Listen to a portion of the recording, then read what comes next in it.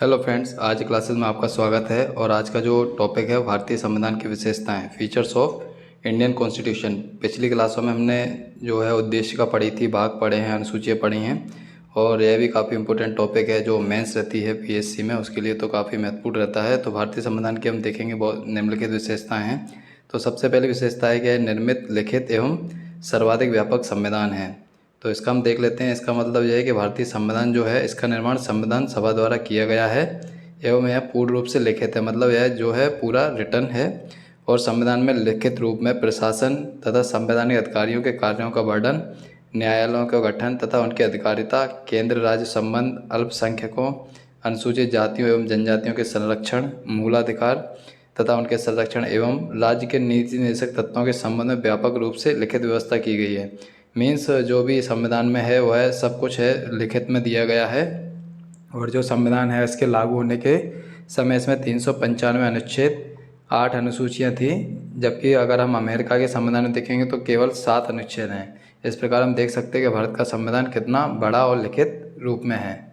इसके बाद हम दूसरा पॉइंट देख लेते हैं कि जो प्रभुत्व संपन्न, लोकतंत्रात्मक, पंथनिरपेक्ष तथा समाजवादी जो है संविधान है।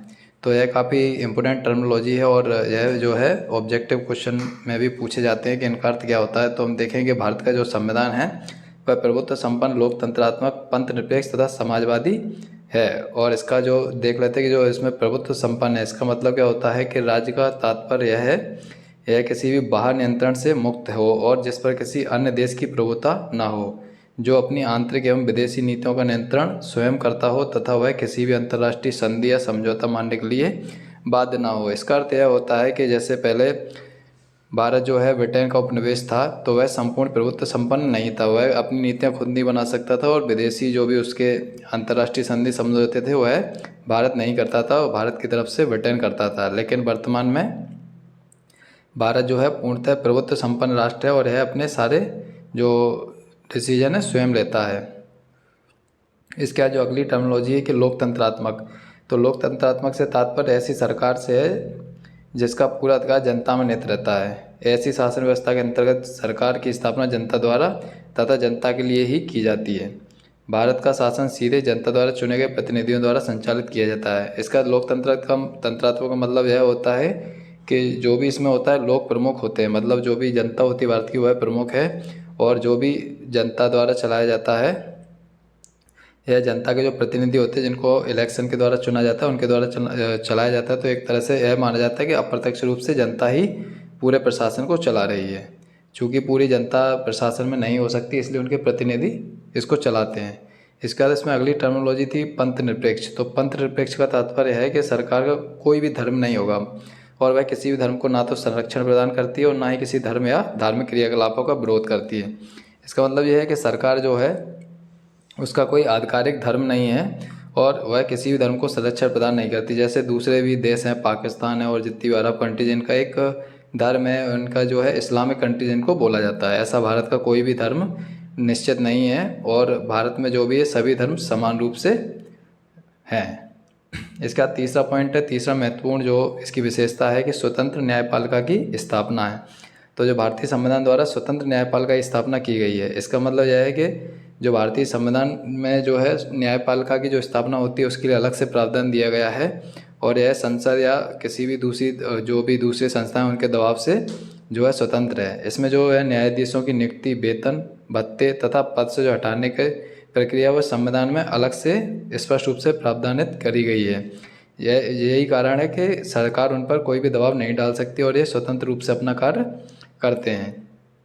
इसके बाद जो चौथी विशेषता है संसदीय पद्धति की सरकार की स्थापना। तो संसदीय सरकार की मुख्य विशेषता क्या होती है कि सरकार विधायिका के प्रति उत्तरदायी होता है। मतलब सरकार जो है वह विधायिका के, मतलब जो संसद है जैसे केंद्र में, तो सरकार जो है उसके प्रति उत्तरदायी रहती है। और इस प्रकार की जो सरकार की दूसरी विशेषता है कि कार्यपालिका का वास्तविक प्रधान जनता का प्रतिनिधि होता है और जनता द्वारा निर्वाचित प्रतिनिधि चुना जाता है। जैसे वास्तविक प्रधान जो होता है, जैसे अपने भारत देश में देखेंगे तो प्रधानमंत्री वास्तविक प्रधान है और इसे जनता के द्वारा जो भी प्रतिनिधि निर्वाचित किए जाते हैं उनके द्वारा प्रधान को चुना जाता है। तो भारत का संविधान संसदीय पद्धति की स्थापना करता है क्योंकि केंद्र की सरकार लोकसभा के प्रति और जो राज्यों की सरकार है वो विधानसभा के प्रति उत्तरदायी रहती हैं। और प्रधानमंत्री तथा राज्य के जो मुख्यमंत्री हैं उन्हें लोकसभा के सदस्य, मतलब प्रधानमंत्री के समय में देखेंगे तो लोकसभा के सदस्यों, और अगर मुख्यमंत्री का देखेंगे तो विधानसभा के सदस्यों द्वारा निर्वाचित किए जाते हैं। इस प्रकार इन्हें जनता द्वारा निर्वाचित माना जाता है। इसका बाद अगला जो विशेषता है, विधि के शासन की स्थापना।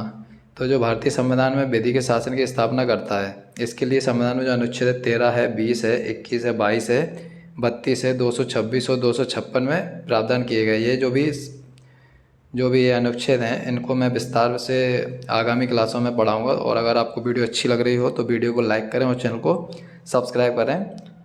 इसके बाद देखेंगे भारत के संविधान जो है वह सर्वोच्च है भारत में, और इस कारण कोई भी व्यक्ति अधिकारी संविधान के प्रावधानों का उल्लंघन नहीं कर सकता।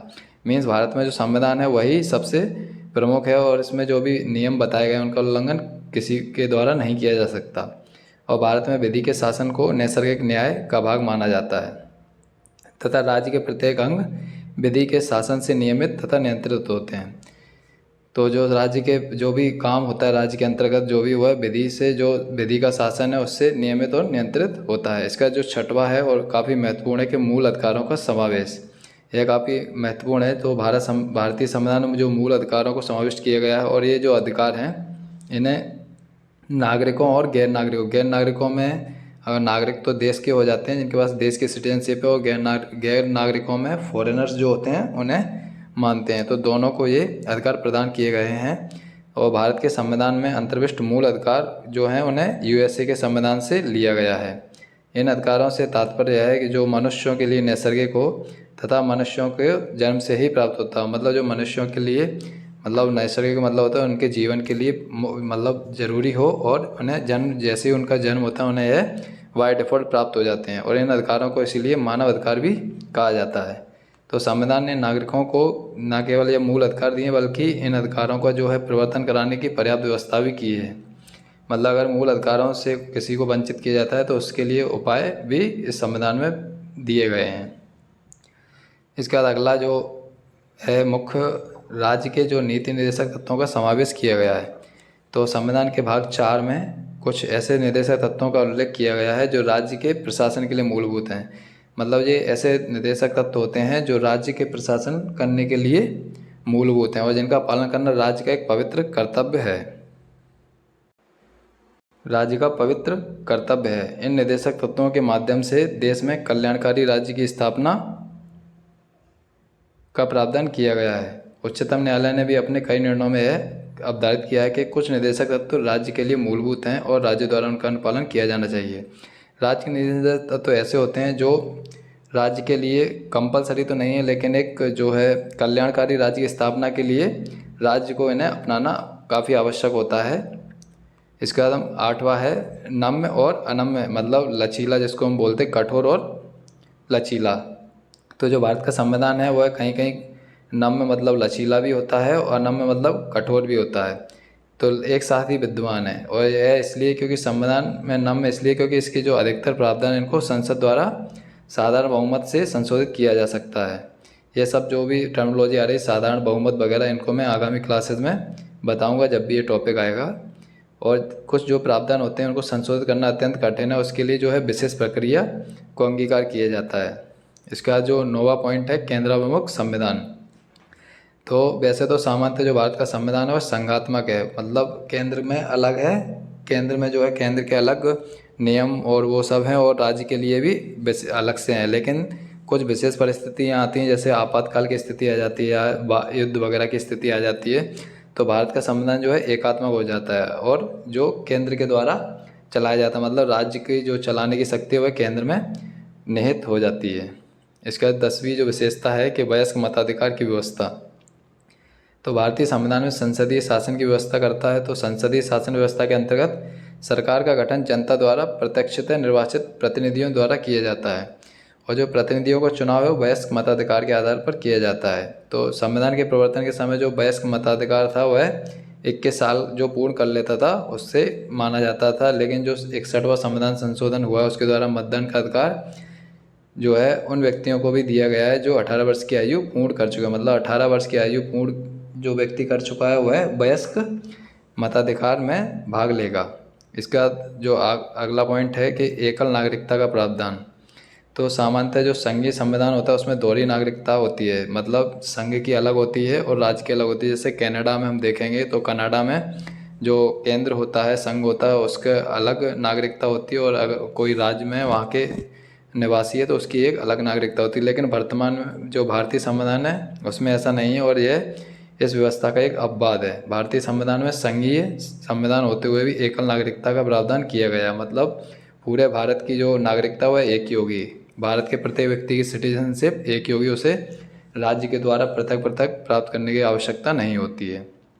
इसके बाद एक महत्वपूर्ण और पॉइंट है कि मूल कर्तव्यों का इसमें जो है समावेश किया गया। तो भारतीय संविधान का अर्थ इसमें विशिष्ट है कि नागरिकों के मूल कर्तव्य इसमें लिए गए हैं। संविधान के परिवर्तन के समय इनमें संविधान में जो है मूल कर्तव्य शामिल नहीं थे, लेकिन जो 42वां संविधान संशोधन हुआ था 1976, इसके द्वारा संविधान में जो है भाग 4A में मूल कर्तव्य जोड़े गए हैं।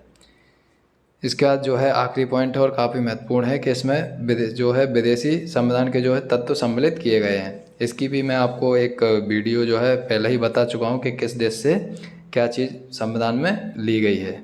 तो जो भारतीय संविधान का निर्माण इस जो हुआ था वह विशेष संविधान सभा द्वारा किया गया था, और संविधान सभा के जो सदस्य थे उन्होंने कई देशों के संविधान का अध्ययन किया था और विभिन्न देशों की शासन प्रणालियों की विशेषता एवं गुण एवं दोषों से परिचित थे। भारतीय संविधान के निर्माण के समय लगभग 60 देशों के संविधानों के मुख्य जो तत्व थे उन्हें संविधान में शामिल किया गया है।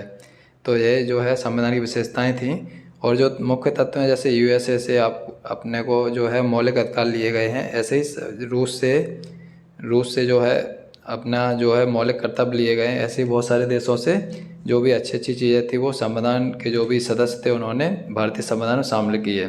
तो यहाँ पे जो है भारतीय संविधान की विशेषताएं ख़त्म होती हैं। अगर वीडियो आपको अच्छा लगा हो तो वीडियो को लाइक करें और चैनल को सब्सक्राइब करें, ताकि मेरी जो आगामी क्लासेज हैं वो आपको समय पर प्राप्त हो सकें। धन्यवाद।